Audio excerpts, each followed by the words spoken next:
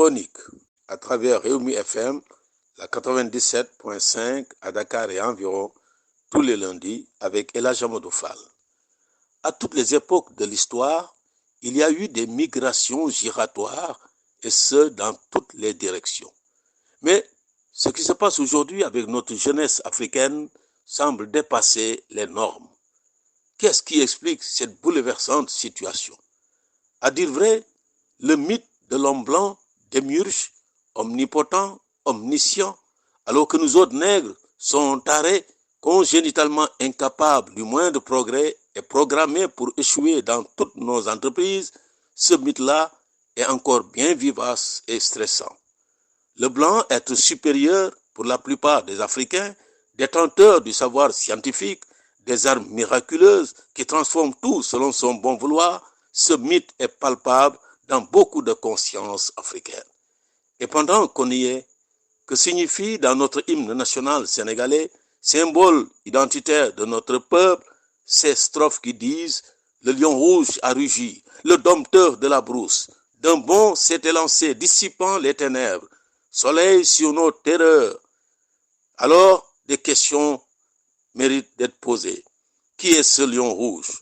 Qui est ce dompteur de la brousse? De quelle brousse s'agit-il? Qui habite cette brousse pour que ce lion rouge dissipe les ténèbres? Et de quelles ténèbres, de quelle terreur parle-t-on? Il s'agit de voir clair dans nos symboles et d'accepter de voir la réalité de face. Ce n'est nullement un crime de lèse-majesté que de se poser de simples questions que nous sommes en droit de nous poser aujourd'hui devant ces vols de moineaux, de jeunes hors de leur terre natale, pour ne pas dire de leur charnier natal. Des jeunes qui n'ont comme slogan que partir, partir loin de chez eux et même mourir, ne jamais revenir chez soi, jamais. Quelle catastrophe! Devant une telle tragédie, car il n'y a de tragique que l'innocence punie, est-il nécessaire de dire que nous sommes tous responsables et victimes d'un incivisme déconcertant? Aucun régime politique sénégalais, à dire vrai, n'a jamais eu un discours nationaliste cohérent, conséquent, qui mette la primeur sur l'estime de soi, la confiance de soi, la conscience de soi. Nous déclarant indépendants à l'aube des indépendances nominales, nous devions savoir et assumer notre destin d'être libres, d'être pensants et savoir que les inégalités sociales, les différences raciales ne doivent pas être une barrière. Des exemples abondent qui montrent que le capital culturel, un peuple armé de sa véritable conscience historique, peut tout entreprendre et tout réussir. Il n'imitera et ne jalousera aucun autre peuple.